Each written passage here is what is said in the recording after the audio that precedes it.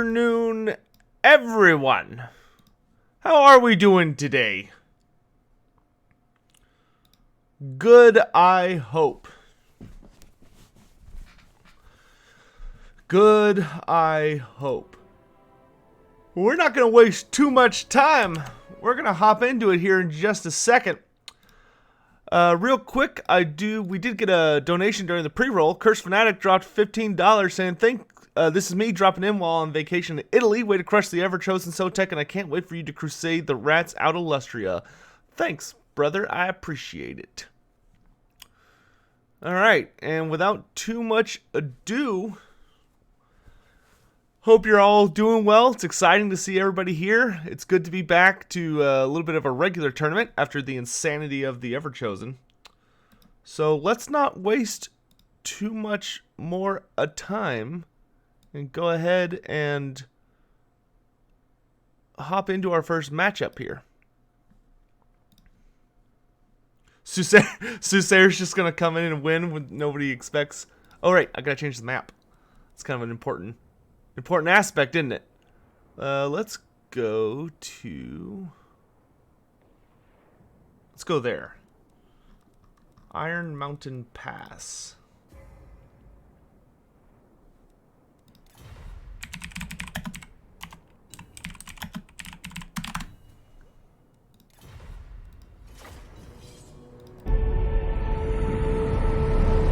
Jason Din asks for donates on Super Chat $9.99. It's a special deal, $9.99. Why didn't CA have you in the lizard costume instead of Dogbert?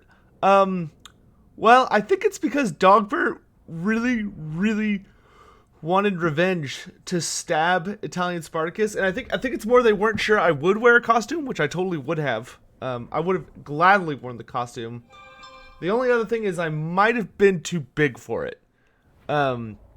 If there's one thing, man, my voice is cracking all over the place all of a sudden.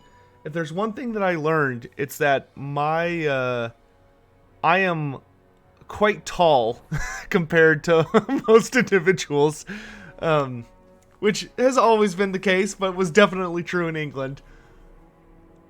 I felt like a little bit of a giant while I was over there.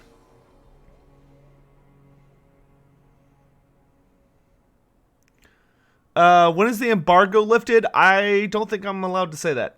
Soon. TM. How much money do I need to do a full Tenenhuan outfit? I have no idea. I'd have to talk to a cosplayer. But enough of that. We've got armies to go over. So let's start with Aerocrastic. Champion of the 3rd Everchosen. We have a lot of the guys from the Everchosen here this week, which is pretty funny. But let's go ahead and look at his army. So we've got 4 units of Rat Ogres. We've got a Doom Wheel. We have a Screaming Bell with the lore of Plague. That's a pretty unusual pick. And he's got Vermintide and Blessed with Filth. Then we've got, looks like 5 units of Skaven Slave Slingers, a Warp Lightning Cannon, and then 2 units of Clan Rat Spears. No, 3 units. Oh no, 2, and then a unit of Skaven Slave Spears. Then we got 3 units of Clan Rats, and 1 unit of Plague Monk Center Bearers. Pretty cool list coming in from the Skaven. Oh, he's got double Doom Wheel. Very nice. Then over on the Empire side, we've got Boris Toddbringer up in the air with the Midland Runefang. We've also got a Light Wizard with Nets, Shim's Burning Gaze, and Foz Protection. We've got 4 units of Spearmen, a unit of Demigris with Halberds, 2 units of Reichsguard, 3 units of Handgunners, one of which is the Silver Bullets, and 2 units of Greatswords. So anyone who's new to this particular tournament, what we do different around here. Hello, Kyo Heisel. How you doing? I am not 7'5". I am 6'1". One thing that we do different for this tournament is that all the players have to send in their lists before the tourney starts and without knowing what maps they'll be playing on or who their opponents will be. So they had no idea they'd be playing an Iron Mountain Pass.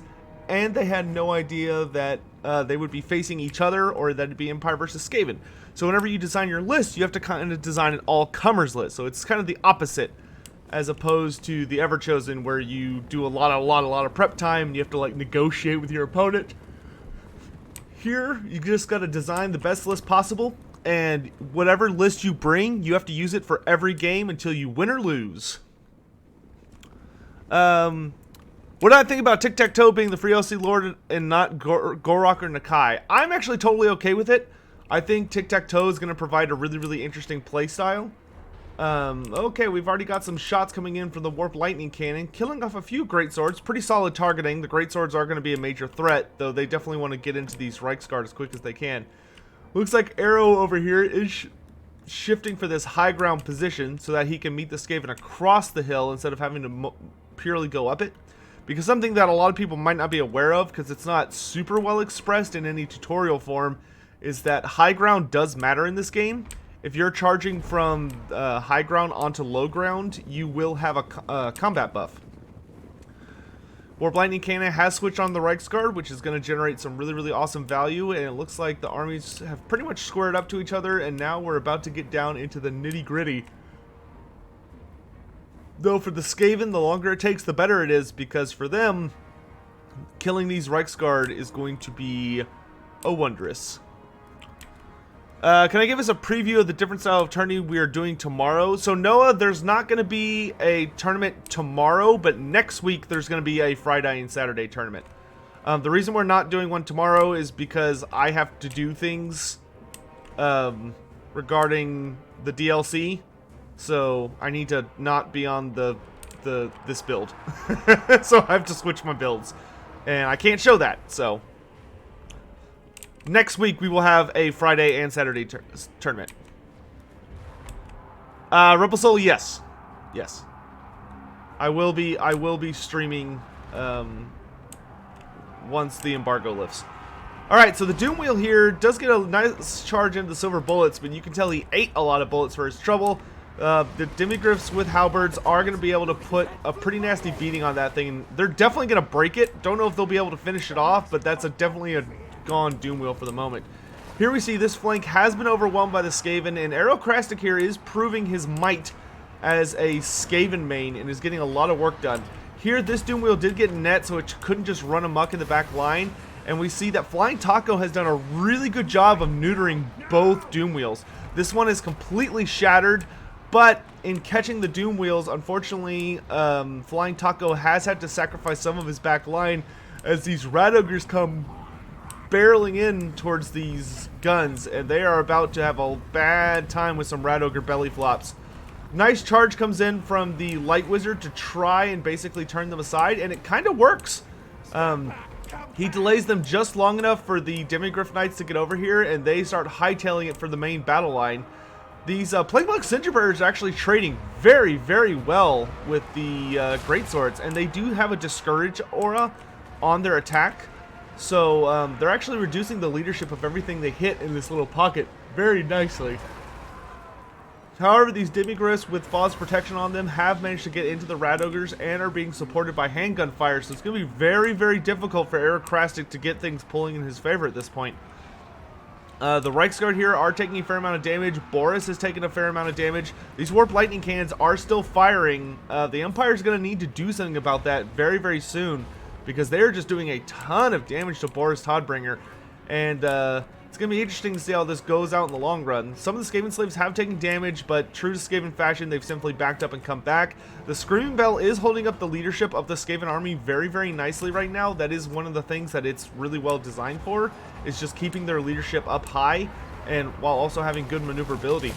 Here we do see the Plague Monk Cinder Bearers are continuing to be kind of an annoying threat in the Empire's flank, as they have completely overwhelmed both flanks of the army, though the Empire managed to deal with everything on this top side here.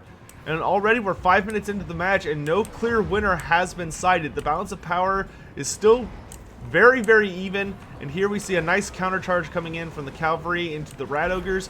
That's not going to be a great charge for the Reichsguard. Normally they can overwhelm a unit of Rat Ogres, but when it's 3 versus 1 like this, they're going to take a beating. And Aerocrastic is doing just a beautiful job defending this Warp Lightning Cannon. And down here, while the Empire is winning a lot of these micro fights, they are not doing very well at this point in the overall scheme. I mean, all these guns are doing a great job mowing targets down, but the problem with Skaven is that even if you do lots of damage to them, they tend to come back for more punishment later on. So here we're actually seeing that a lot of the Empire troops are running off further away and are having a hard time coming back.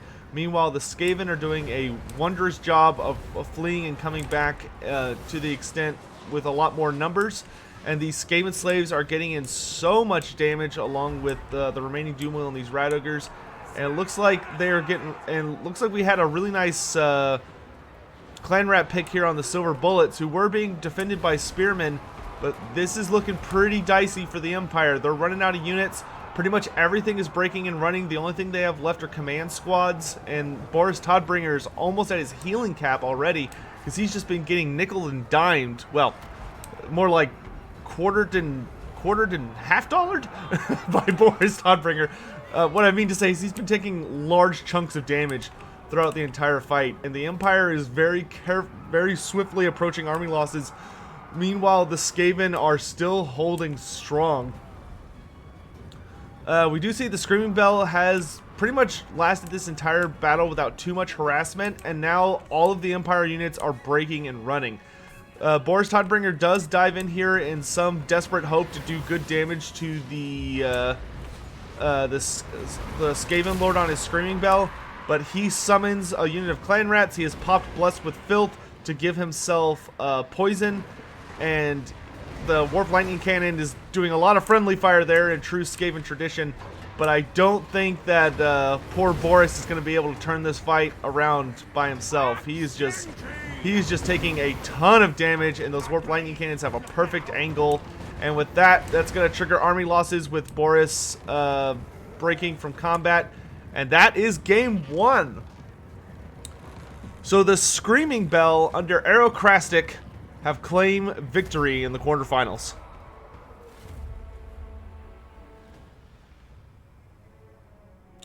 Great game. Great game to start today off.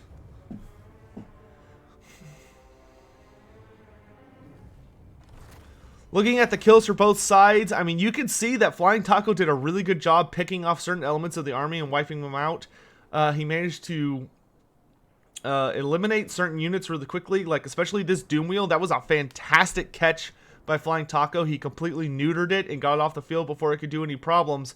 But this Doomwheel was able to run rampant the whole time. The Rat Ogres got tons of value. The Warp Lightning Cannon picked up 3 chevrons just firing with impunity at Boris, the Reichsguard, and the Demigryphs. The Plague Mug Sensor Bearers just being in the center of the army, they actually did really, really well and traded surprisingly good with the Greatswords and actually managed to be a leadership debuff unit the entire game. And the Greyseer with Plague actually managed to stay alive the whole time because the Empire wasn't able to get close enough to really finish him off. But yeah, really, really, really good game from both players. So with that, we are on to our second matchup, where we've got Dossict versus Felcon. Felcon, my personal champion, and nearly our last ever chosen. It was so close, but Sooth pulled out whatever magic powers that he keeps hidden away beneath his palanquin and was able to take it home. Alright, so let's step into something a little bit more foresty. Let's go to... This map will actually trigger... actually, you know what? Let's go to this map. It'll trigger us to a slightly different map, but that's okay because I like the map it sends us to. So we're going to go to Averheim, which is not actually Averheim. I think it sends us to, like, Varg Camp. And here, we've got the Dark Elves versus the Norskins. Felcon lost you money. Did you bet on him, Misha?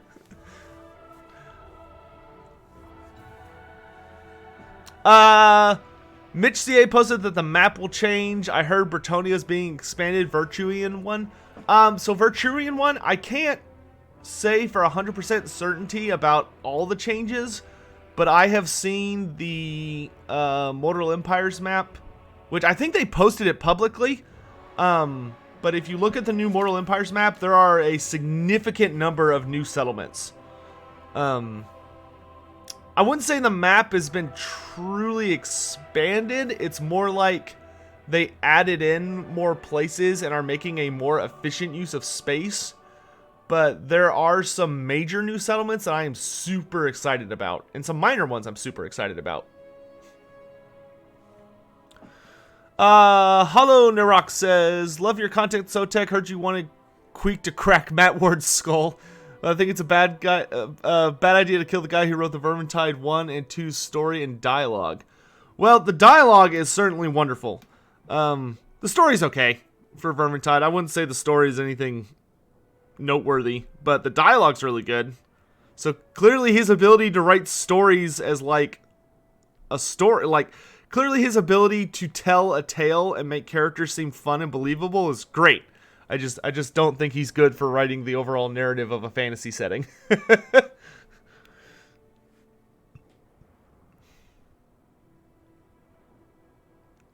Ravzar, I would if I could, but embargoes are not up yet.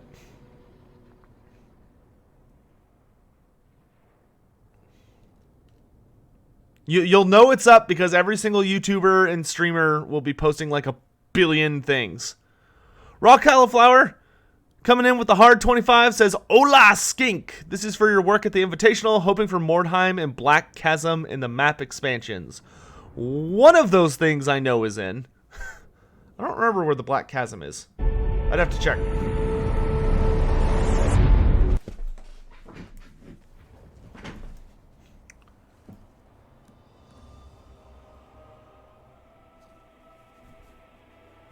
I think I'm allowed to say that. That's not a big thing. Yeah, Mordheim's on the map now.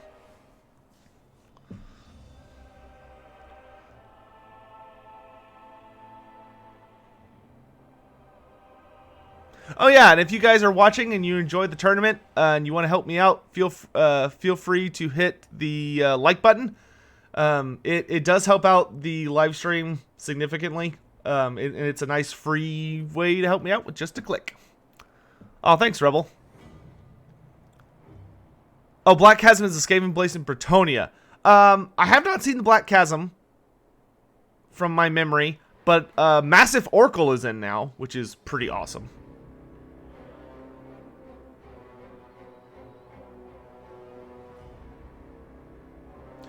Okay, the good news is you can already see these things on the Mortal Empires map. This isn't, and plus it's not part of the DLC or free DLC. It's just minor map changes. Like or Duolingo will beat you up. All right, let's go ahead and go over the armies here. So I apologize, my voice is all over the place today. So for Felcon from the Extreme Meme Team clan, we've got 2 units of Dark Riders with repeater crossbows. We've got Slaanesh Harvesters, Regiment of Renown. We've got the Chill of Sontar, Regiment of Renown. 5 units of Dread Spears. 3 units of Harganath Executioners, and then we've got a Supreme Sorceress on a Manticore, which you don't see too often, with Soul Stealer, Word of Pain, Opal Amulet, and Opal Amulet. Then for Dosict, one of our resident mods, we've got unit of Marauder Horsemen, 1 with Throwing Axes. We've got the Beasts of Tashnar. We've got another unit of Ice Wolves over here. We've got Soul Crusher, the ROR Mammoth.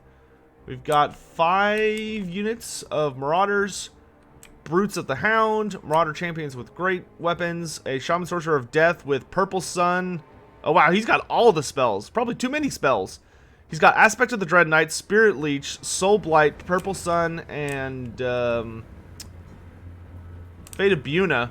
And then we got Wolfric the Wanderer on horseback with all of his abilities and items, including the Sword of Torgald. Alright, so we're off.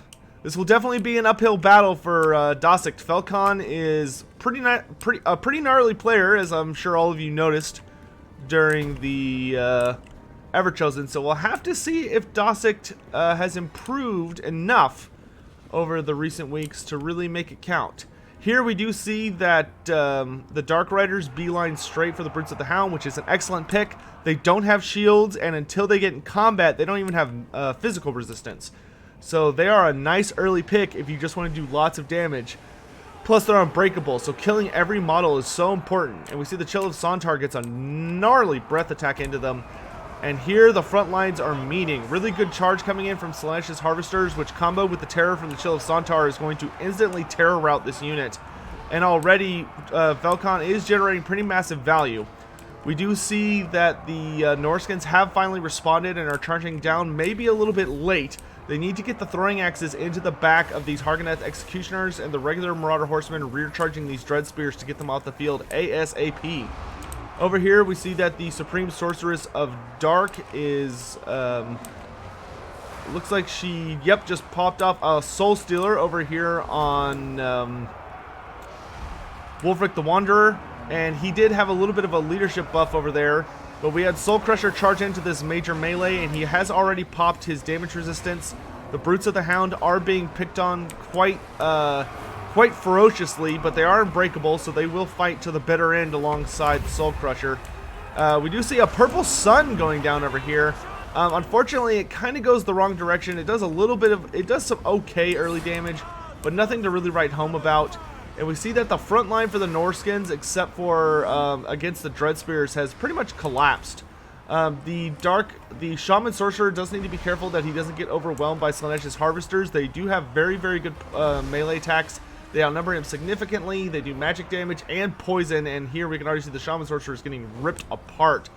Soul Crusher, in the meantime, has been eating tons of bolts in the back, and this battle is already starting to look pretty nasty. Oh, a beautiful breath attack coming in from the Soul Crusher on the Marauder Champions, and he jumps in on Wulfric, providing the Frostbite aura from his attack, and although Wulfric has the Sword of Torgald upping his damage, and he's swinging in on the Dark Sorceress. He has Hunter of Champions pop, so he is going to be able to do a ton of damage, but he is fighting 2-on-1 against some pretty nasty monsters, and there's not a lot of Norskins left infantry-wise, and there are a ton of Dark Elves left infantry-wise. Most of the Spearmen have been dealt with. Well, one of the units has been dealt with. Another one was severely wounded, though I'm not sure exactly. Oh yeah, they're back here. Oh no, that was an Executioner unit. So 2 Dark Elf units have gone down, but the entire Norskin front line has pretty much been traded in exchange. And although the Supreme Sorceress of Dark Magic is very low on health, she has popped the Opal Amulet and rallied her damage resistance quite a bit. These Ice Wolves do run in to rally to Wulfric, but the Sorceress of Dark has lured them in for a Soul Stealer, which is going to do significant damage to both sides, as it is excellent against single entity units or units that don't have a lot of model count like these Norskin Ice Wolves. And with that, Wulfric has been terrified, and without his leadership holding up the rest of the army and the Shaman Sorcerer dead by the Slaanesh's Harvesters, that is going to be game 2. Really well played match by Dossik in that. Dossik actually really got some nice picks in the frontline battle. He did manage to take out one of the elite infantry units and nearly took out the leadership of the Dark Elves, but Velkon was running a very, very nice, tight, and efficient list, and it really, really shows. Chilla Sanjar also got 2 glorious breath attacks in that battle. Dossik did manage to do a fair amount of damage, but I think Soul Crusher was probably too expensive for what he needed to accomplish. It probably would have been better to go with a Feral Mammoth, or maybe even a regular Mammoth, but I probably would have gone with a Feral Mammoth and then stocked up more on Javelin Throwers to protect your line. I mean, this is not a bad all-comers list, and if he had been fighting more of a melee-centric army, like some of the armies we're going to be looking at later today, that actually probably would have worked really, really well. But Dark Elves are, of course, very, very nimble, and those 2 units of Dark Riders with the Repeater Crossbows are quite well equipped to deal with that nasty Mammoth. Once the Mammoth went down, there wasn't really anything left in Dossik's army that was going to be able to get a ton of work done against most of these targets. But well played to both players. So let's head on to game 3, and let's go ahead and update the scoreboard real quick, which I should have done after last game, but I will confess that I forgot.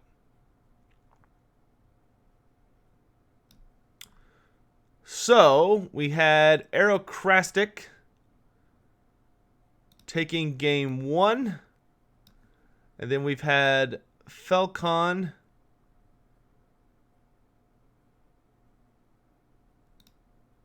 taking game 2. So next up, we've got Wicked versus Zero, which I believe Zero is a newcomer to this particular format. And they're both ready to go, and we've got a right crumpin' fight for this one, lads. We've got the Greenskins versus the Warriors of Chaos. And for this one, we're off to... where is it? I can find it. We're off to the Pillar of Bone.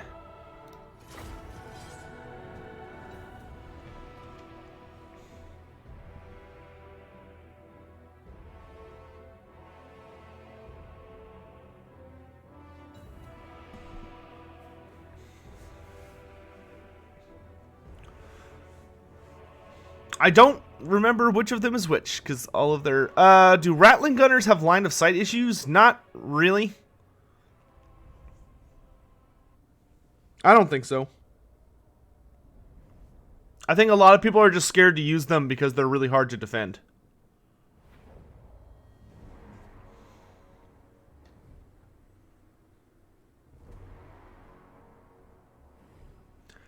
Zarkas, despite the fact that's a really, really easy joke, I think that's literally the first time I've seen that.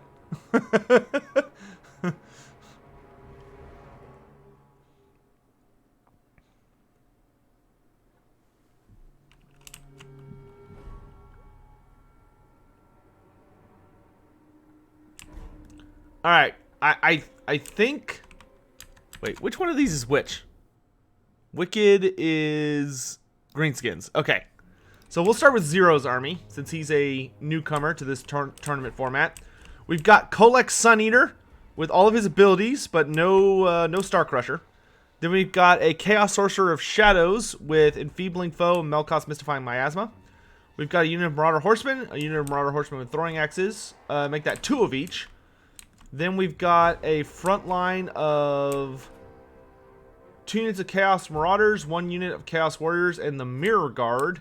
And then we've got, looks like 5 units of Chaos Warriors with great weapons. I love the Mirror Guard. It's such a cool unit. Then we've got 2 units of Chaos Warhounds with poison. Very, very efficient army. Everything's definitely got a good value in place. And then over here from Wicked, we've got a very large Greenskin force. We're being led by none other than Grimgor Ironhide. He does not have Gitsnick. He just has Wah and Stand Your Ground, and then Foe Seeker. We've got a Night Goblin Shaman with Vindictive Glare and Itchy Nuisance. And then we've got an Orc Shaman with Fists of Gork. Then for the fast contingent, we've got Durkit Squigs, a unit of Regiment of Renowned Squig Hoppers. We've got Mogrod's Matri Marauders, another unit of Goblin Wolf Rider Archers, and then Forest Goblin Spider Rider Archers. 4 units of Squigs, just all the Squigs. And then 5 units of Goblins. And then I believe 4 units of Trolls. And then a Giant, because who doesn't love Giants?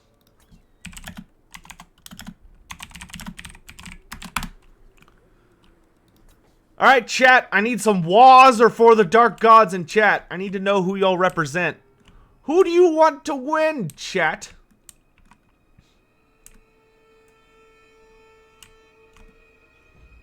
What were the previous matches?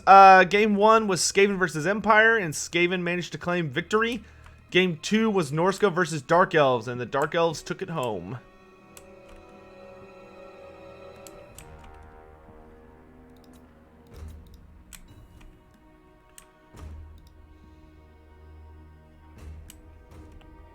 That looks like a pretty good, Spoilers, but thanks. They're still fun to watch. Plus, you're going to see them in the next matchups anyways. You have to be spoiled in this tourney format, because they have to take the same army. So for anyone who may be new, because I'm sure the audience is quite a bit larger due to my appearance in the Everchosen, what makes this tournament series unique, which I call this the challenge of the old ones. It's also known as Sotek's tabletop tourneys. What makes this format unique is that all of the players have to submit their army before the tournament starts. They don't know who their opponents are. They don't know what maps they'll be playing on. They have to submit a tournament legal list, and they have to use that list for the entire tourney, and every game is best of one. If you lose, you're out, and if you win, you keep going. It's 7 games. You only get your list. You have to play it constantly. And we see who brought the best list to fight all opponents. Across the battlefield, we do see that Wa has been popped as the Trolls are overall finally committed to a really big charge against the Mirror Guard. The Squigs are going hog wild, as some might say, against most of the Chaos forces, though Chaos is doing a good job of holding them off for the moment. The Giant, though, is into the Mirror Guard's rear, which is going to be a bad time for them. And oh, we saw a Vindictive Glare go off on Kolek, but it just hit the Trolls in the back. Not too bad for them. They'll just regenerate that. Health back up. But so far, looking a little dicey for Chaos. Grimgor does run in against Kolek Sun Eater, which is not going to be the easiest matchup for him. But he is not a large unit, so he's actually a pretty good matchup for Kolek Sun Eater due to his extreme anti-large. Though now he is surrounded alone by Chaos Warriors' great weapons despite the itchy nuisance, so he does need to be careful. Here we see the Mirror Guard is about to break due to the overwhelming pressure they're feeling.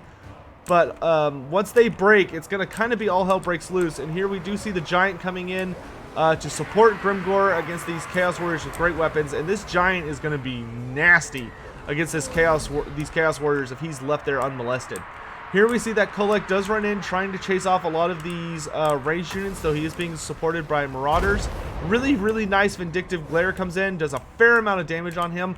And although a couple of units of Chaos units like these Marauders have been shattered and dealt with, the far flank for the Greenskins is not looking too good. Over here, we do see a Overcast Enfeebling Foe goes down on these Trolls, which does allow the Mirror Guard to chew and spit them out, and things are actually looking pretty bad for the Greenskins, as their front line of all goblins has been dealt with. And although they do have a lot of mobile units that are running around trying to make good use of their ranged weapons, these War Dogs are actually doing a really good job of holding off particular elements of the army. Kolek is doing his best to strafe. He does have a Scroll of Shielding up right now, which is a nice response to the fact that he's being pelted quite significantly. But so that's actually going to make him very, very durable against all forms of damage, but essentially missile damage, because he already does have a significant missile resistance.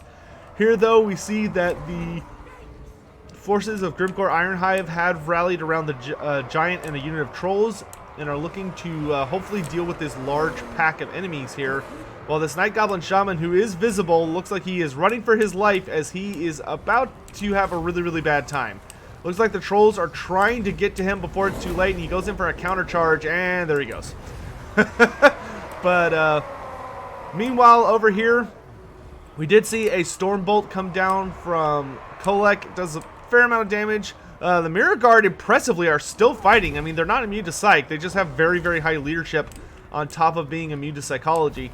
Over here, we do see that the Forest Goblin Spider Riders have been caught by a myriad of units. And the Goblin Shaman here does manage to get off another Overcast Vindictive Glare into Kolek Sun Eater. He has not broken yet, so he's still kind of in the fight, though he probably needs to stay away from Kolek, otherwise he's going to suffer from terror.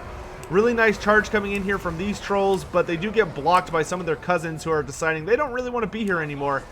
And things are starting to look pretty bad for the forces of the Greenskins. There are still a ton of Chaos Infantry, and we're almost down to just the Giant and the Command Squad for the Greenskins.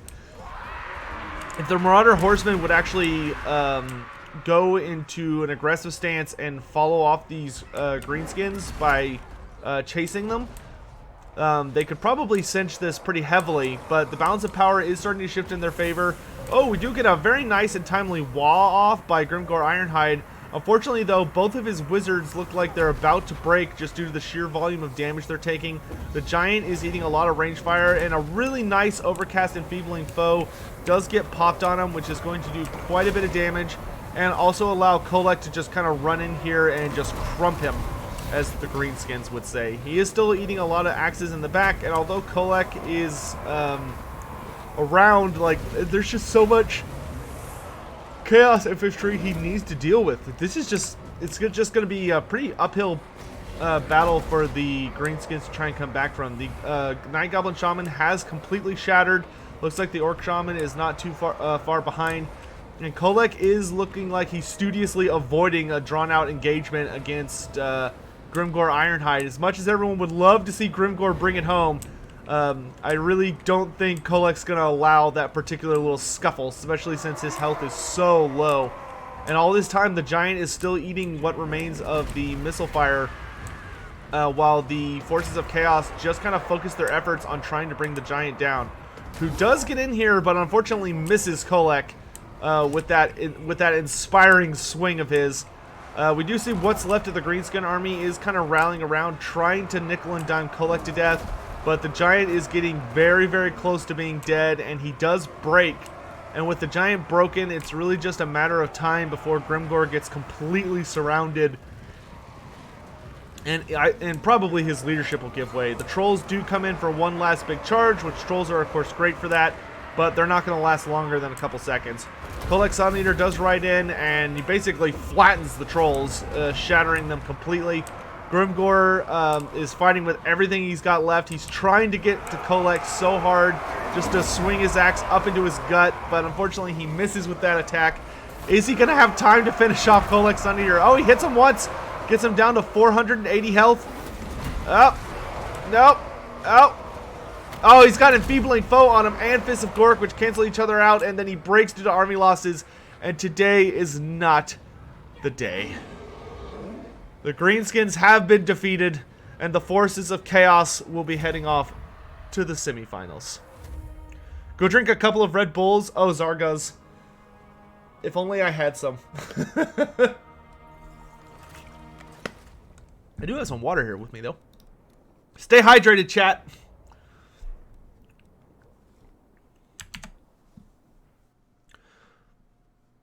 All right. So that was 0. Taking that victory, and then we're on to today's final battle for the quarterfinals, which is going to be King of the Dead versus a Mudkip.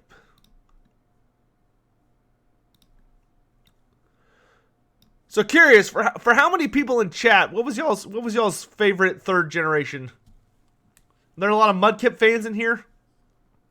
From zero to hero. Man, I was watching too many Disney musical or songs last night while I was working. All right, we got Kingy. Now we just need the Mudkip.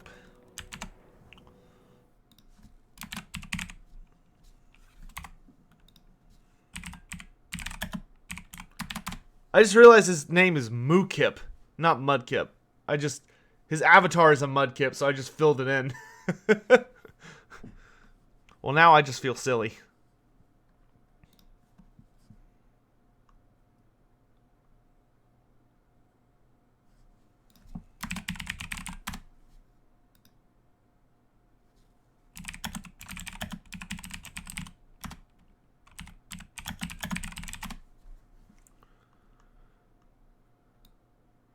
All right, we'll switch this back.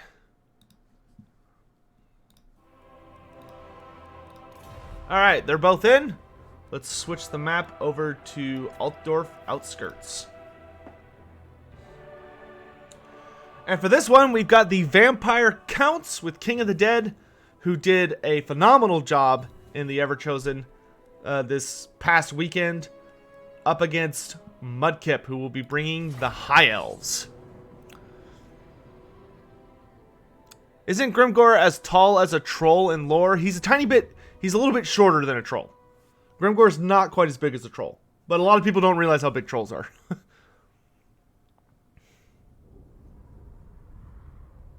Well, yeah, I hope to see Grimgor get a substantial buff when they do the greenskin rework, hopefully. Because looks like they're just kind of going through the old world factions one at a time in reworks, so hopefully greenskins are soon. Gotrek versus Khorne? Gotrek. The answer is always Gotrek. Doesn't matter what the opponent is.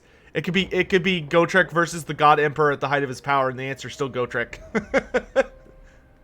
Will we get some DLC campaign tomorrow? Kaio, I can't say when the embargo lifts. No, I can't say that. You'll get some soon. TM. Soon TM. Alright, let's start with good old King of the Dead here. We've got 2 units of Fell Bats, 2 units of Vargeis, 4 units of Skeleton Warriors, along with the Königstein Stalkers, 3 units of Graveguard, one of which is the Stearnsmen.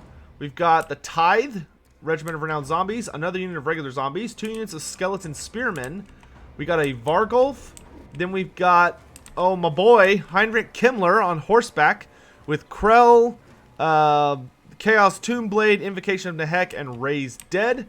And we've also got a White King on horseback, acting as a nice bodyguard. And it does it for the Vampire accounts.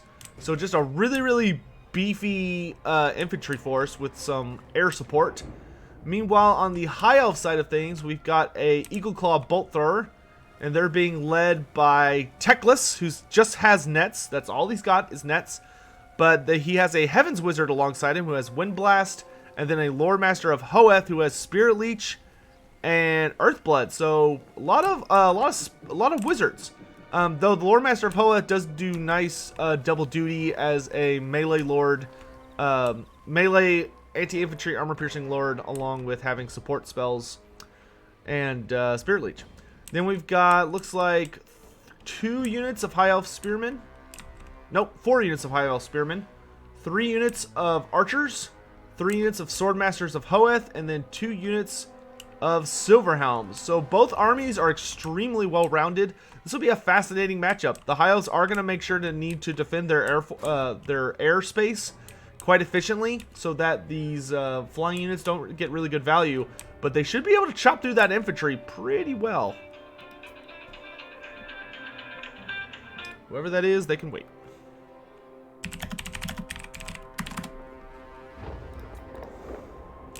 Do I know when we get patch notes? No. I am not a CA employee, so I do not know when things happen. Hopefully soon.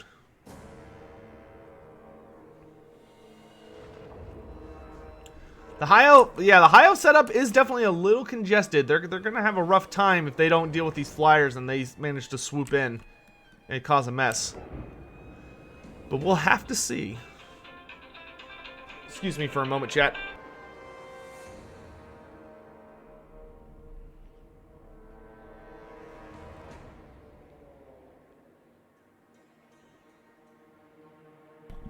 Alright, well, it was Bank of America, and they were speaking exclusively Chinese.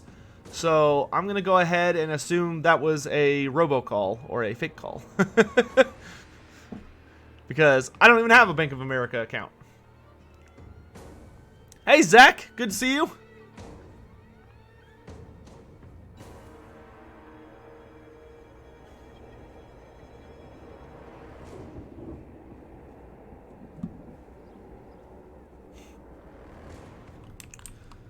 Alright, and we're off. So, because the High Elves have a Bolt Thrower, they are all too happy to force the engagement to come to them. Not too bad of an early volley. Unfortunately, all the bolts hit the same spot, which is normally what you want when you're fighting a single bolt, but not against a single unit. We do see King of the Dead is already sending out his flyers to loop around the army, and the Bolt Throwers have focused in their effort on the Vargulf, who does take 1 hit, but it looks like he has activated... He's activated the elite zigzag tactic, which is proven to be moderately more efficient than placebo at dodging bolt throwers. In any event, it's not going to be too long before the Dark Elves, the Vampire Counts crest this hill over here, and we will get to see all the real battle beginning. The Bolters have switched over to multi-bolts and are firing into the Königstein Stalkers, who have already, healed back up to 120 models from 115, I believe, due to Kimmler's Master of the Dead. Well, that just replenishes models, or hit points. I wonder if he popped a, oh no, it's these guys that lost some models. I was going to say, I don't think he popped a Spirit Leech. Over here, we do see some Fellbats do get caught by a net, and oh boy, are they feeling it, Mr. Krabs. They are taking a ton of damage, and yeah, they need to get moving real soon. I'm sure King's microing a lot of different units right now, and he may not have noticed that the net is up on them. Up there he goes, and he needs to get the heck out of there before they completely fall into disintegration. But that unit's usefulness is definitely going to be a little bit not so great. Over here, we do see that the front lines have met on both sides. The archers are doing what they can to spook off the Vargulf and keep him busy, but in come the flyers. We see the Fellbats come down on these archers. Meanwhile, most of them have turned around and are firing into the Vargeist, who are coming in hot. And it looks like they're actually going to beeline for these archers. And they get a pretty nice charge, but a perfect Spirit Leech goes down, timed with a charge from the Silverhelms, which is going to do a ton of damage. Meanwhile, Kimmler is running around in the background, summoning units underneath the battle, trying to get some good value. These Vargeist do manage to charge into the Silverhelms, but unfortunately they do land predominantly in the forest, so their melee attack doesn't do super great.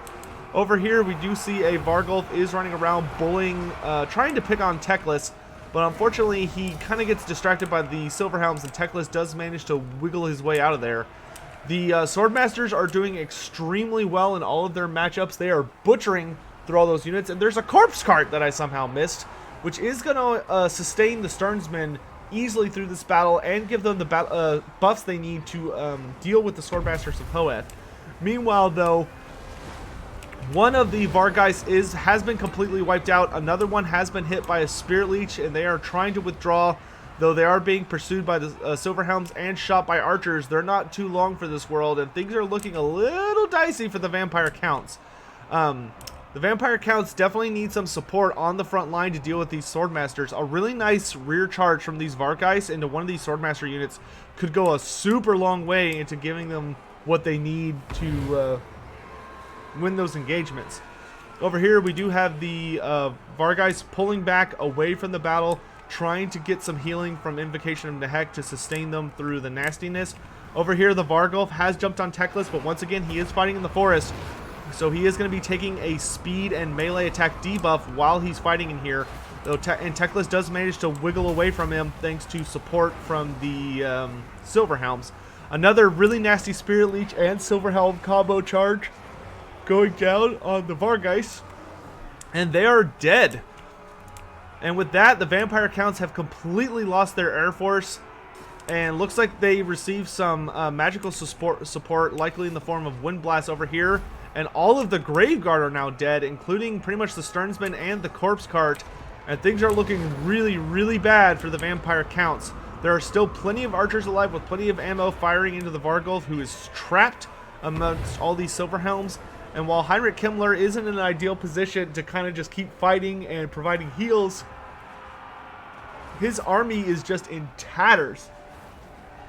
And unfortunately, I think King of the Dead is going to meet an early death at the hands of Mukip today.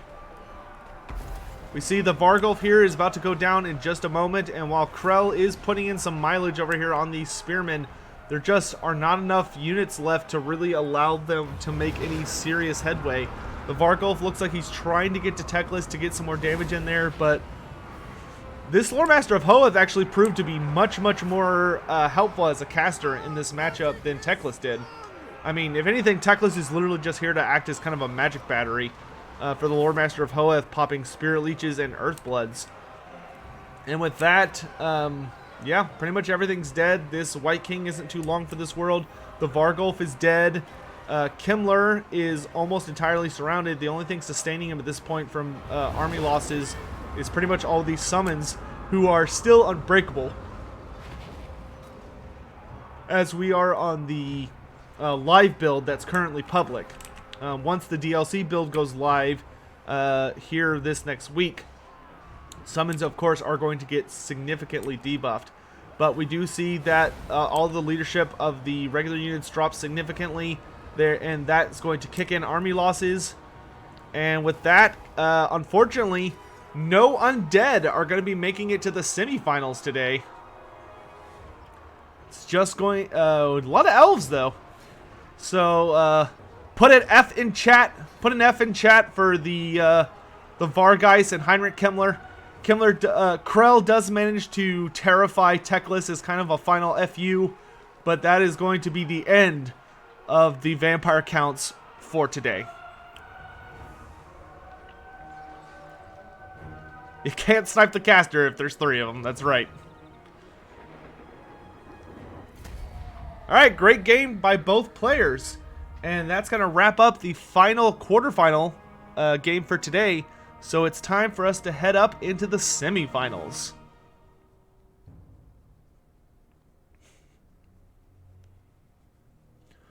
Very, very well played to Mookip for taking out King of the Dead. King of the Dead is definitely a staple in this series. He has won, I think, as many Challenge of the Old Ones as anybody. I believe he's tied for first with the number of wins with like Falcon and somebody else. I'd have to go back and watch. But very well played by both players. Very, very well played. Now, if the game could take me to the screen, that would be awesome. There we go.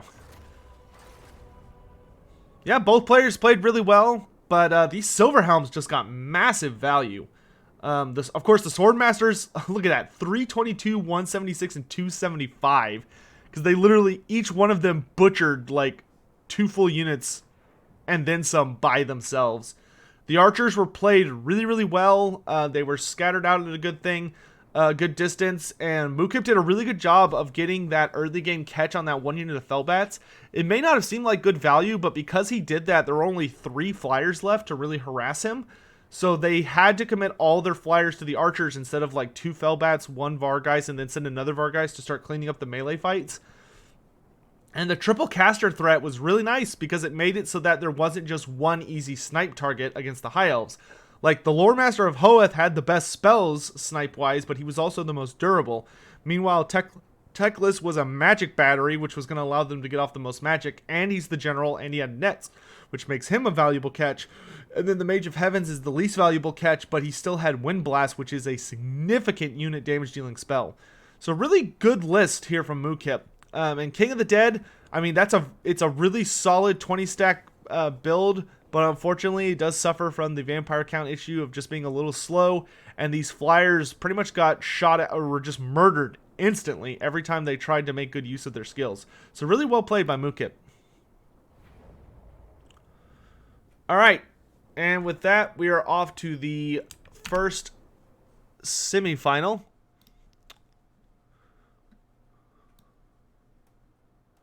Boop. Which is going to be Falcon versus Aerocrastic. Where have we seen this before? Let's change your name so it's correct. You are not Mudkip, you are Mookip. Much better.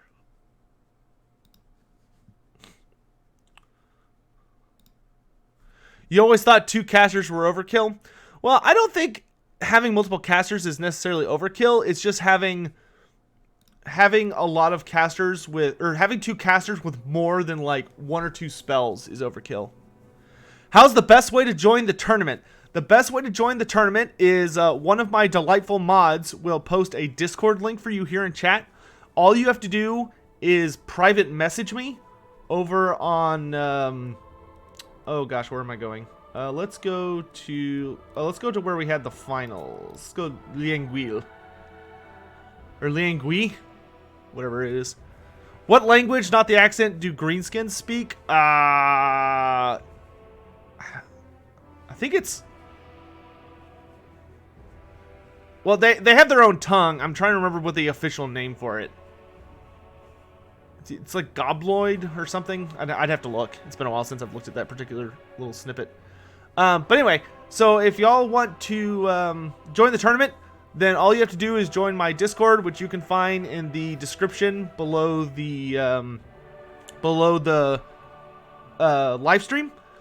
Which, speaking of which, not only can you find a link to join the Discord there, you can also, or click that link that Fewer just posted in chat, you can also find my Fanatical link, which if you look at my description down below, it has a link that will take you to Fanatical, and you can pick up Prophet and the Warlock for 20% off. And it's a great website. They explicitly do not get their keys from unreliable sources, so they make sure to properly support developers, and you don't have to feel bad for buying things on great discount. Not to mention, if you purchase it using that particular link, you'll save more money than you would by using Steam, and I'll make a little money. So if you want to get a 20% discount off on your Prophet and the Warlock DLC, be sure to check out that link down below. And feel free to pick up. How long does the 20% off deal last? I'd have to double check. I think it's until release. But feel free to check out any game using that link on Fanatical. It's not just for Prophet and the Warlock. You can find tons of games on there for way better deals than you'll find on Steam. And any games that you purchase, so long as you use that reference link to get to Fanatical in the first place, any games you purchase from that area will help support the channel.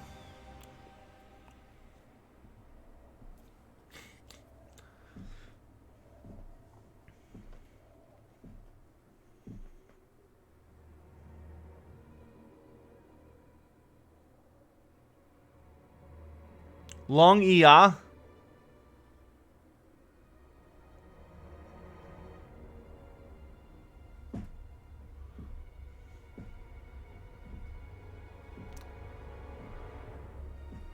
Quantum, glad you enjoyed the Discord. But yes, oh, and I forgot to say, if you want to join in these tournaments in the future, all you have to do is join my Discord and then shoot me a private message and just say, "Hey, I want to be in the next tabletop tournament."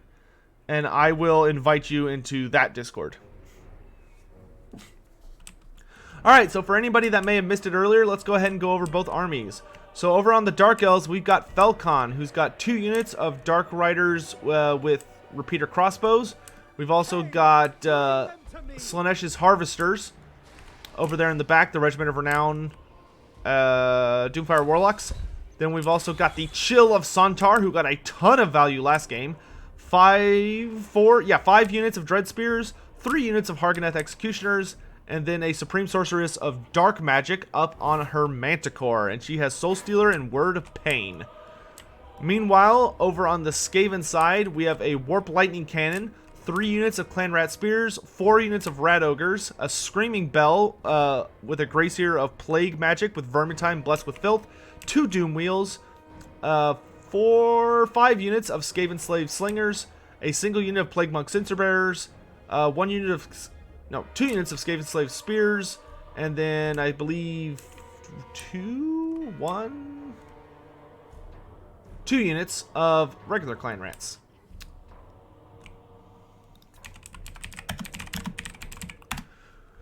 What do I think of the Tenenhuan voiceover? I really like it. I think Tenenhuan has a really, really good voice. The only voice line he has that I think is a little weird is sometimes when he's shouting in battle, the voice actor has a hard time like holding on to his like really lizardman sounding qualities. But I do like that for Tenenhuan they went with a more Native American accent as opposed to just like pure lizardman gibberish. So he's pretty unique and interesting in that aspect. But I actually really like his voice. It's very similar to what my head voice for Tenenhuan was. What's the winning prize for this? Nothing. This is just for fun. One thing that I have learned working with multiplayer community is often if you dangle prize money in front of their faces, typically the competition tends to get a little less friendly and a little more cutthroat. And it's not really what I was interested in having with this particular format. There is a format of this tournament that's going to start showing up on Saturdays, and that format will likely have prize pools. But for the Friday tourneys, there will never be a prize pool. The only way there will be a prize pool is if we start doing like fan favorite builds. Like whoever takes the memeiest build gets like a little stipend or something. A $5 Fanatical gift card. Here we do see that a Word of Pain does go down from Slaaneash's Harvesters to try and get a catch on this Doom Wheel. They aren't really able to do too much damage to it, and they actually eat a lot of damage from these Warp Lightning bullets because they are magic. Though with the Soul Stealer, they're actually starting to put a good hurt on it, and we do see the front line meeting all across the way. The Plague Monk Sensor Bearers run in against the Dread Spears and are doing a ton of damage. They are just melting these Dread Spears. Man!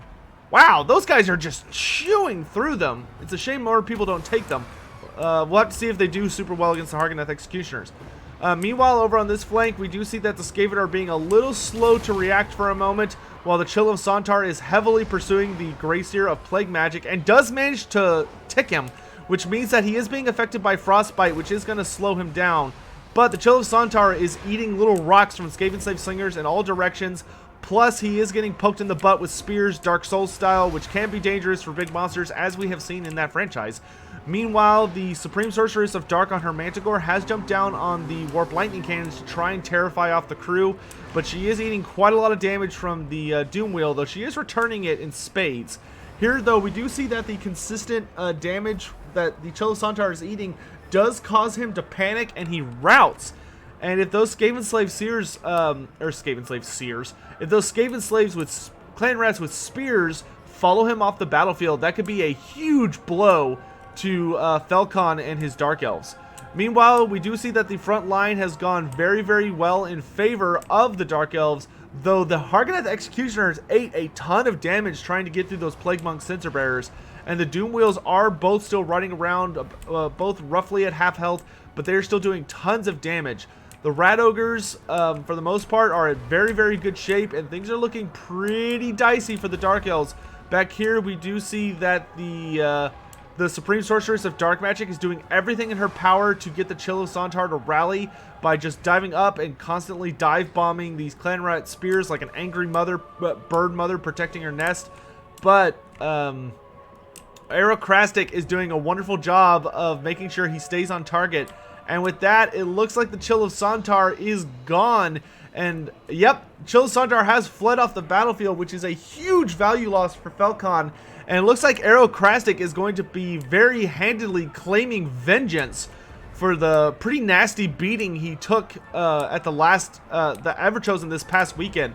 The Doom Wheels are both in great shape. All the Rat Ogres are great shape. And they're just running around the field just murdering people left and right. And this Skaven build might be the Skaven build that's going to claim the first Skaven victory in the Everchosen. It's looking quite promising at this point. They are continuing to summon units on the battlefield. The only thing really left for the Dark Elves are these Dark Riders with crossbows. And of course, the Supreme Sorceress on her Manticore. She does dive in to try and get on the Greyseer of Plague, but he is just running around clanging to his heart's content. It's a shame we don't have the new Screaming Bell, which has a much, much better sound effect. I'm so glad they fixed that in the new build. But most of the Skaven army is rallying and charging back into the fray, and I just don't see anything the Dark Elves can really do at this point. The Supreme Sorceress of Dark Magic is eating a ton of damage from all these Skaven Slave Slingers, who are also doing leadership damage, of course, just pelting her with ranged attacks, and she just outright shatters as soon as she routs. And with that, that's going to be game. So, Felcon has been cast down by Aerocrastic Skaven, and Aerocrastic has claimed vengeance after the Everchosen this past week. So, congratulations to him. Very, very well played from both players. Very exciting matchup. The Skaven under Aerocrastic are really kicking ass. I mean, considering these are pre-buff Skaven, Aerocrastic is really proving how he is the Rat King. He's got what it takes. Alright, and with that, we're off to Mukip and Zero for our second to last match for today.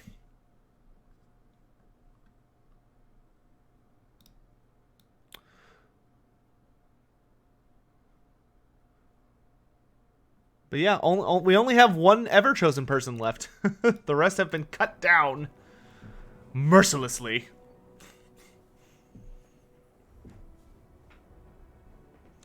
Yeah, well, fewer. I mean, that's fewer. That often happens with Falcon's games. Falcon is such an aggressive player. He either wins or he loses very, very fast. Normally wins, but yeah.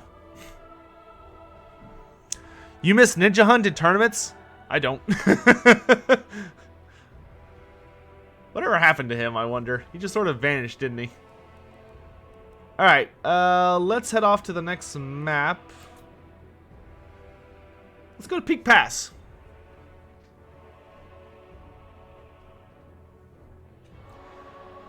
Are these all best of ones? Yes, Jacob, because you're not allowed to change your list once you enter the tournament. Like, you're in, and like once you're in, you get your list and you're not allowed to change it. You are ride till you die with that list. And because of that, we do a best of one series, because having the same list fight each other possibly 3 times in a row does not sound interesting. Plus, it lets us keep the tournament at a really nice, brisk 2 hours, which I think most people appreciate, that they can just kind of come in, watch it, and if you're watching it after the fact, it's actually a really nice tournament to watch as a VOD or a VOD, video on demand, because it's usually a little less than 2 hours long.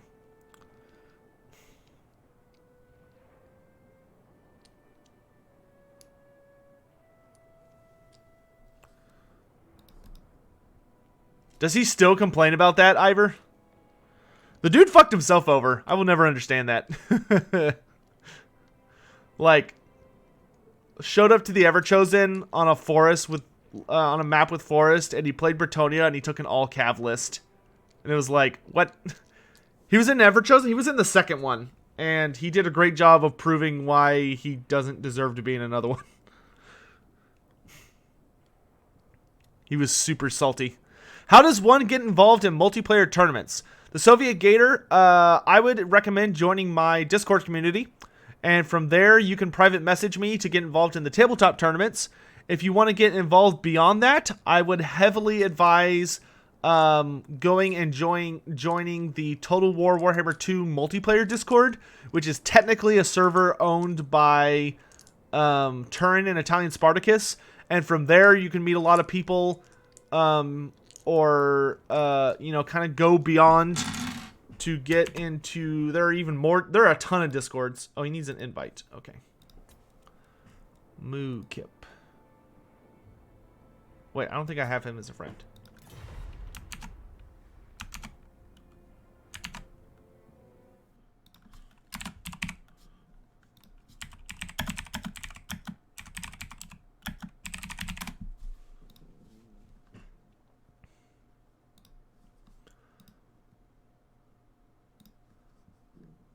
Yep, up, da.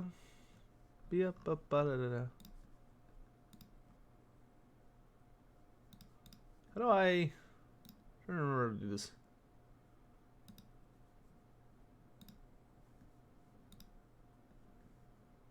No, I want to send somebody.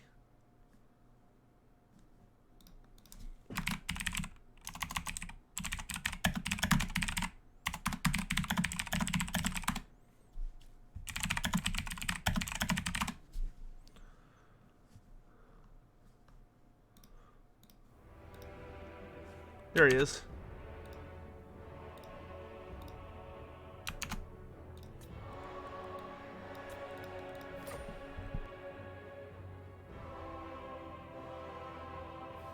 I'll tell y'all what. The one thing I hate being back in Texas about is that my allergies are so bad here. It drives me crazy. When I was in Horsham in England, I had no allergies and I felt awesome. If CA ever offered me a job, I think I would accept just to escape the allergies. Like that alone would get me to accept that job. Zernov, that's a good idea. I'll talk to one of my editors. I might play Tic-Tac-Toe on the 17th of April instead of Tehinawan. He is such a cinnamon bun. Also, am I happy he got in over Gorok and Teto Echo? I wouldn't say I'm happy that he got in over anybody. I just really, really like him. Like, I would have been happy with whoever we got, as long as it wasn't, like, Itsy Bitsy, or somebody that's, like, not even in the book.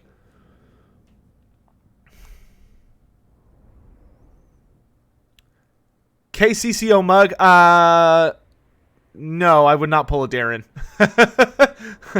I value my future career aspects too much to do what Darren Total War did. No, I am not moving to England. I am not. I'm saying I would if I could, but I am not.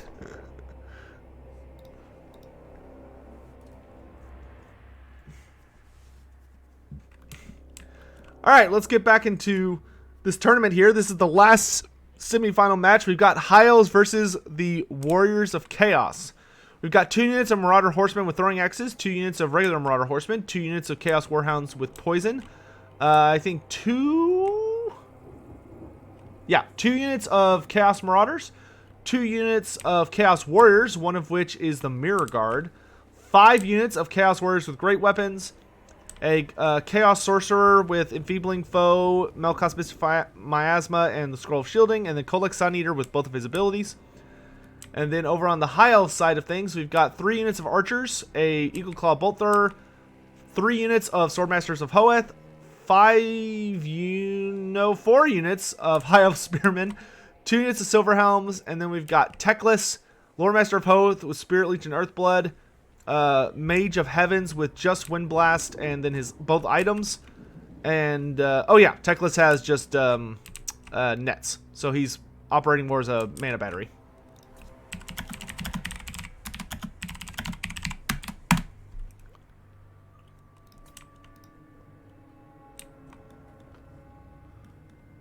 UK is going a bit downhill at the moment. I mean, not any worse than America as far as I'm concerned. And just a reminder to anyone watching, if you're interested in supporting the stream, there are a couple ways to do so. You can, of course, subscribe to the YouTube channel if you haven't done that already. You can, if you look down in the description below the live stream, you can see a link to fanatical.com, which if you use that reference link, any game that you purchase on Fanatical, which will provide you Steam keys for awesome discounts, and they also come from safe and reliable sources, so you don't have to worry about there being keys that are stolen that will screw over your favorite devs. A small percentage of those purchases also goes to helping the channel. There's also a Streamlabs link that you can use to donate to me directly without YouTube taking a cut out of it. And then finally, if you want to support the channel for free, all you have to do is click that little thumbs up button. And the more likes we get, the more it helps out the channel. I would be so happy if we could get over 200 likes. That would be super awesome. But in any event, let's get back to the battle. So we see here that Chaos has definitely spread out kind of wide. Kolek Sun Eater has eaten a couple shots for his worries. The Lord Master of Hoeth actually ran pretty far ahead. I wonder. I can't tell if he ran forward to pop a Spirit Leech or if if that was the Bolt Thrower. I think it was yeah, it definitely was a Spirit Leech. It looks like. But the forces of Chaos are in range. We do have just a tiny bit of lag, but we're still moving, so that's okay. Hopefully, Steam won't completely crash like it did during the Everchosen. That was awful. And we see the Bolt Throwers are on Multi-Bolt, which unfortunately don't really do a whole lot to these Chaos Warriors. They do have Silver Shields, significant armor, and unfortunately the Bolt Thrower shots are kind of focusing the edge of the unit as opposed to the center. So the damage is pretty not great. Still have not killed the unit model with 2 full volleys. I honestly think it's better to single bolt against significantly armored and shielded targets, but that's just this man's opinion. Alright, over here we do see that Chaos has gotten a complete surround, and it looks like they're kind of just waiting for the main line to get over here.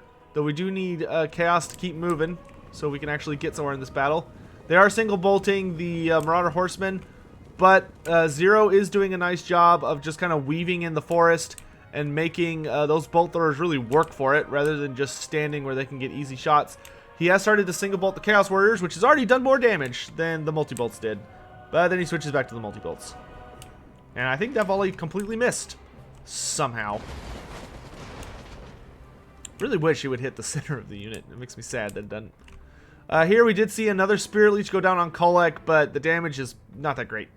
Like, it's a good way to just sort of wear him down before he reaches the front line. But Chaos really kind of needs to put the hustle up. Like, Chaos needs to get involved here. If Chaos just charges in from all sides, they could easily overwhelm this High Elf force. But here we do see that the great weapons have gotten into archer range, so they are going to start pelting them. And although the Chaos Warriors do have 100 armor, this archer fire is only mitigated so much, so it's going to slowly but surely start to do some pretty considerable damage. And those bolt throwers are starting to show a bit. Here we do, unfortunately, we get a nasty miscast on the Lord Master of Hoeth, and he does a significant amount of damage to himself. But he does manage to get off another Spirit Leech onto Kolek, which is going to continue ticking him down bit by bit. But he's still well above, well, a decent ways above 5k health.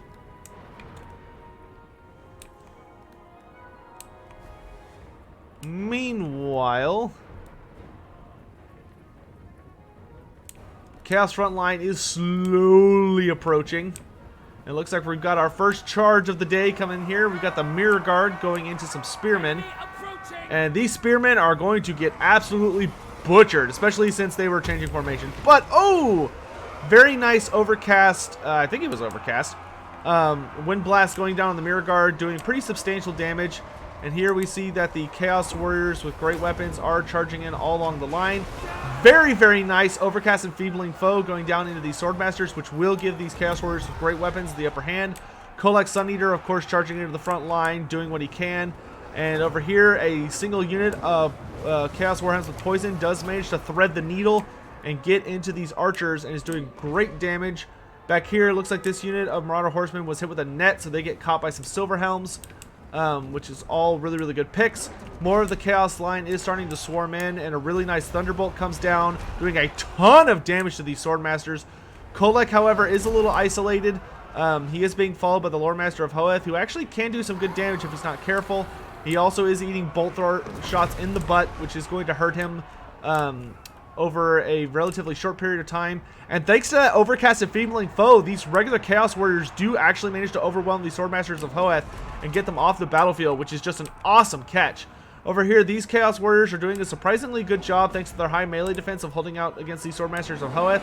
And now they've got Kolek Sun Eater supporting them in the rear. Meanwhile, the Swordmaster of Hoeth is trying to keep up with Kolek and provide what support he can.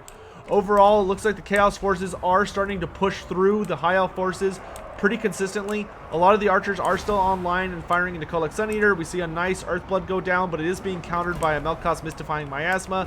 Meanwhile, Kolek Sun Eater is trying to find a good home for himself and get some work done, but the High Elves are doing a nice job of protecting what they can, where they can, and continuing fire onto him, though I would say things are looking a little dubious for the High Elves, as Kolek is able to just sort of waddle away from whatever engagements he doesn't want to be a part of, and much of the High Elf front line has been absolutely torn to shreds. There's only there's 2 units of Swordmasters that are still effectively up, but most of the archers are dead. We see that the Chaos Sorcerer is showing this Heaven Sorcerer who's boss and is trying to deal with all of his recharge items, because goodness gracious, between that Mage of Heavens and Teclis, that is a ton of magic recharge that has been brought into the battlefield. But Chaos is having none of it. We do see a Melkoth's Mystifying Miasma go down on these archers. These warriors are chasing them off, though they probably want to fall back into the main fray and let these marauders deal with chasing them off. Another Spirit Leech goes down into Kolek. Meanwhile, this Mage of Heavens is dead. He is cut down by the Shaman Sorcerer and his Mirror Guard bodyguard. And Kolek now runs into the fray here. The Bolt Thrower has been taken offline. There's only 2 units of Swordmasters left. One has rallied, but they are very, very low health with, looks like Chaos Marauders coming in for them to try and tie them up. The balance of power has swung a little tiny bit into the favor of the Warriors of Chaos. There's only 1 unit of archers left, and although there is still some substantial melee infantry, the Warriors of Chaos also have some very substantial melee infantry. And oh, we see another beautiful pick of Enfeebling Foe Overcast going down these Swordmasters, which will heavily swing the battle in favor of these Chaos Warriors with great weapons, with 9 melee defense versus 36 melee attack. That is going to be the beatdown of the Sentry.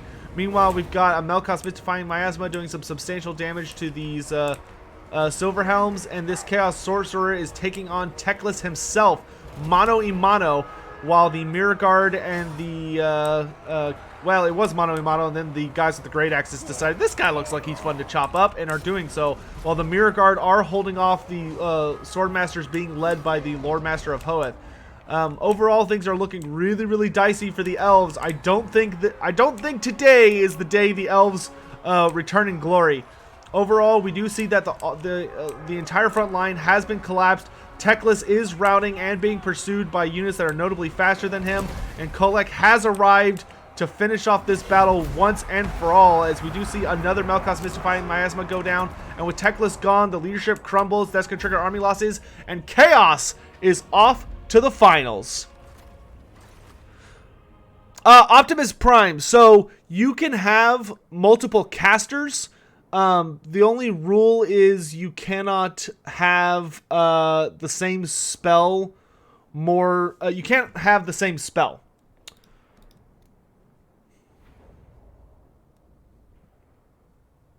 Twice. But I think you may be right. I think I'll have to check if... Well, whoops. I didn't mean to exit. My bad. Whatever. It doesn't matter for today. Alright, so... Whoops, not custom. So, we are getting a brand new victor today, no matter what. Because Skaven and the Warriors of Chaos have never, ever won a tabletop tourney. So this is going to be a first, ladies and gentlemen. So we've got the forces of Chaos under 0 versus the you know what? I think I saw that other lobby still up, so I'm just gonna go in there.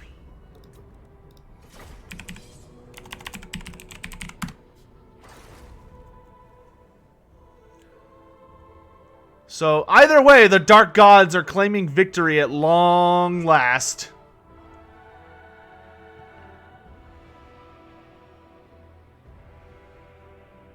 If I can get into this. I wonder if it bugs if you're the host and you accidentally leave and then you come back in to spectate. Yeah, I think it's bugged. Oops, not that. Oh, okay. 0 and arrow. I'm a rehost. Activate Task Manager.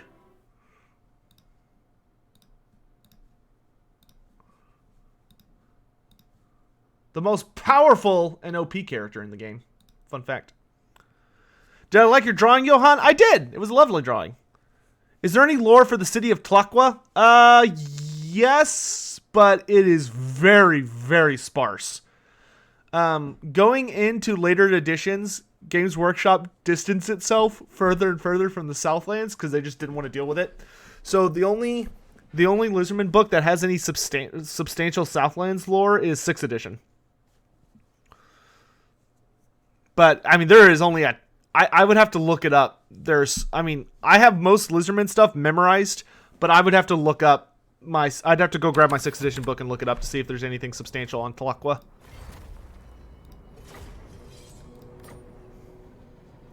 In the lore, have any humans made it to the Under Empire and lived? Yeah, that's happened. It's not super common, but it's happened. Alright, and we're going to go to probably my favorite map for the finals. The Mosquito Swamps. Why does it keep doing this? Alright, both players are in. And we've got our final. We are at the finals. We've got the Skaven, led by Aerocrastic, versus 0, leading the Warriors of Chaos. Who took over after his... if Kroak was from Itza, who took after his deaths? Was it some newbie Slan? There is a second generation in Itza who took over after Kroak. Do you know if there's a way to get your hands on the Ever-Chosen backgrounds? You could ask CA on Twitter. Will I do more Legendary Lord videos in the future? Yes. There is a 3-hour, at least 3-hour lore video coming out soon. As you can imagine, it's taken a very long time to make it because it's 3 fucking hours long. I might split it into 2 parts and release one half on like a Monday and the second half on a Friday. Hey, I have silence. Thanks, man.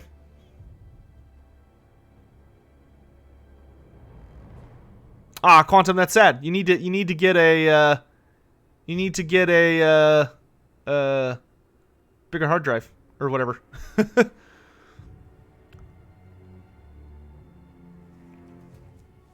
For one character, yes, it's one character, 3 hours. Is it narrated by Ken Burns? I don't know who that is, and I doubt I can afford him. Mordheim was confirmed to be one of the new provinces. No, but Mordheim is in the game now, but it's not a province. I think it's just a settlement. I think. Oh, you're on a laptop. Oh, I'm sorry, bro. Why didn't Mazdamundi take over? Mazdamundi is the leader of the Lizardmen. Like, he has moved into preeminence. But, he likes the City of the Sun. Like, that's his spot. That's where he's supposed to be in the Great Plan. That's the city he was assigned to, and that's where he likes to hang out. Also, it's the Solar City, so it has a lot to do with sunlight and Sotek and being energized, which is a lot of why Mazdamundi is as active as he is compared to the other Slann. That plays significantly into it.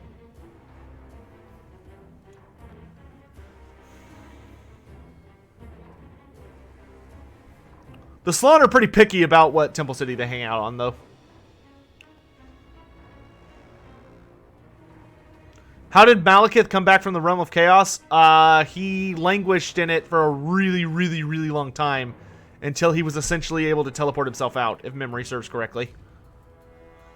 Why is Mazdamundi the leader?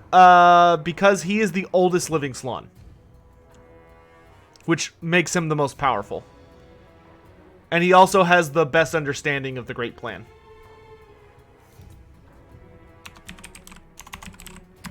Alright, let's do this, chat. The final battle. So in case you are just now joining us, a real quick overview of the armies. We've got a Warp Lightning Cannon, 2 units of Clan Rat Spears, 2 units of Skaven Slave Spears, Plague Monk Censer Bearers, 2 Doom Wheels, 4 Rat Ogres, 5 Skaven Slave Slingers, and then 2 Clan Rats. And then we've also got, for leadership, we've got a single Gracier on a Gracier of Plague on a Screaming Bell with Vermintide and Blessed with Filth. On the Chaos side, we have 4 units of Marauder Horsemen, 2 with Throwing Axes, 2 normal, 2 units of Chaos Warhounds with Poison, 5 units of Chaos Warriors with Great Weapons, 2 units of Chaos Marauders, 2 units of Chaos Warriors, one of which is the Mirror Guard Regiment of Renown, Kolek Sun Eater with just his abilities and no item, and a Shadow Sorcerer, a Shadow Chaos Sorcerer on horseback with Enfeebling Foe and Melkos Mystifying Miasma. Now let's do this! Who's a 3-hour video about? You will see. Is this on normal funds? Large funds, which is normal for multiplayer. So here we see that the Forces of Chaos are trying to envelop the Skaven, but the Skaven are already on the offensive and do get a really, really nice charge with the Rat Ogres and the Doom Wheel into these Chaos Warriors and are falling back in good order as Kolek is not nearby, so they're not really in threat of being heavily pursued. The Throwing Axes are getting into the Doom Wheel and doing some decent damage, but the Chaos Warriors are definitely eating it for their trouble. Around the flanks, we do see that these Warhounds do get a charge into the Warp Lightning Cannon despite the Clan Rat Spears. And because the Warhounds are not large entities, they could actually stick around if it were not for the bodyguarding Rat Ogres. Meanwhile, over here, we do see a Lightning Bolt go down from Kolek, which does a ton of damage to these Clan Rats. And Kolek himself runs in against this Doom Wheel and pounds it halfway to dirt. But there are a lot of Warp Lightning shots coming at him, and he's very narrowly dodging them before he thumps a Rat Ogre on the head. Over here, we do see that these Chaos Marauders have been terrified by the Doom Wheel and are likely going to be seen off the battlefield very, very quickly. Meanwhile, the Gracier has committed to battle over here alongside these Skaven slaves the spears. He has popped Blessed with Filth and Vermintide to give himself additional infantry and poison attacks, which is allowing him to actually physically overwhelm the Mirror Guard despite their superior stat line. All around, the Skaven do have a very, very good positioning, and the Plague Monk Censer Bearers actually tore these Chaos. Man, these Plague Monk Censer Bearers are awesome. Why aren't more people bringing these? Like, I know they're expensive, but they are getting really good value in this entire tournament. In any event, they've absolutely destroyed one unit of Chaos Warriors, and it looks like another's soon to join them. Kolek does run in and does manage to do a fair amount of damage. It looks like he's trying his best to finish off this Doom Wheel. Really nice Enfeebling Foe and Melkos combo does go down on the Plague Monk Censer Bearers, but despite that, they still managed to win that fight by themselves. Thanks to the terror of the Doom Wheel, but they do get terrified themselves once their Frenzy deactivates. Meanwhile, Chaos is getting pretty torn up on the far flank. All the Rat Ogre cycle charges are putting them in the dumpster pretty hard. But Kolek looks like he may be about to get vengeance on this Doom Wheel, though he is being slowed down by poison a bit.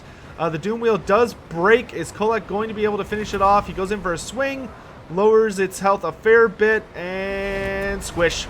So that's one Doom Wheel down. Too bad there's a whole nother one at full health. Meanwhile, these Skaven Slaves with slings are just nickel and diming these Chaos Warriors and Mirror Guard with tons and tons of damage.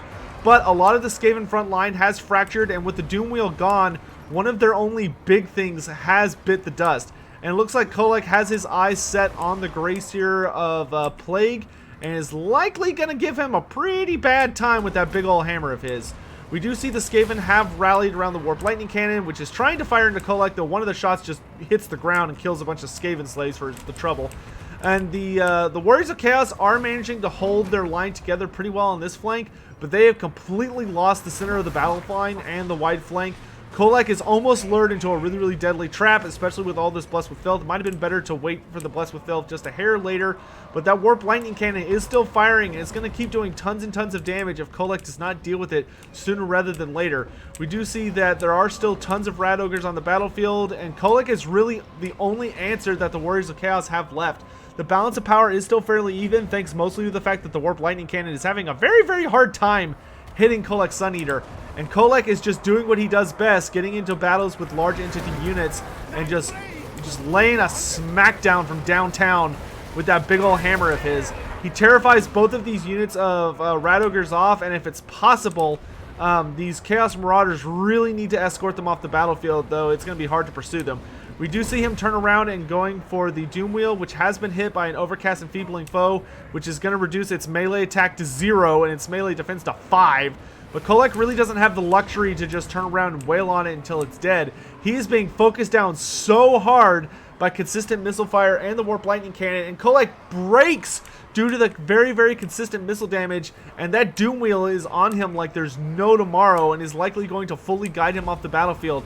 Meanwhile, we do see that a Melkos is going down, trying to buy some time for the Forces of Chaos, but those Warp Lightning Cannons are continuing to shoot Kolek Sun Eater in the butt. And guys, I think this is going to be it. I think the Skaven, despite the fact this is Skaven pre-buff, because they are getting some substantial buffs and new toys in the upcoming DLC that releases on Wednesday, I think the Skaven have it. I think they are going to pull out victory. The only way that Chaos could possibly survive this is Kolek needs to escape and get to safety, and the Chaos forces need to rally and consolidate their forces. But there are so many Skaven Slave Slingers still hanging around with like 50% of their ammo, and they just get in tons of damage, and the Bolts of Destiny go in, and Kolek goes down. And with Kolek Sun Eater down, the only thing still holding this army together is the Chaos Sorcerer of Shadows, who is too close to a Doom Wheel, and he terrifies, and with that, army lost his trigger, and that is game! So congratulations to Arrow Ratstick, as Optimus Prime put it. He has claimed victory with the Skaven 20 stack.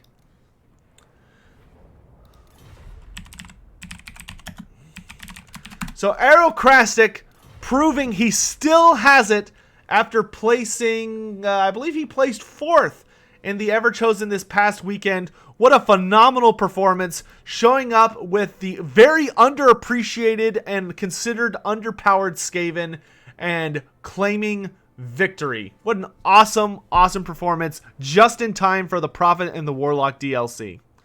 So that is going to wrap us up for today, everyone. Thank you so much for watching. I appreciate you all coming by. We have 311 people watching right now. I believe that is an all-time high for the Friday afternoon tabletop tourneys, also known as the Challenge of the Old Ones. Thanks again for coming by, everyone. I really appreciate it. Is the 3-hour lore video about me? No, fools! It's about Belagar Ironhammer. I hope you're looking forward to it. In any event, please do hit that like button on your way out. It really helps me out a bunch to just slap that like button, especially if you had a good time.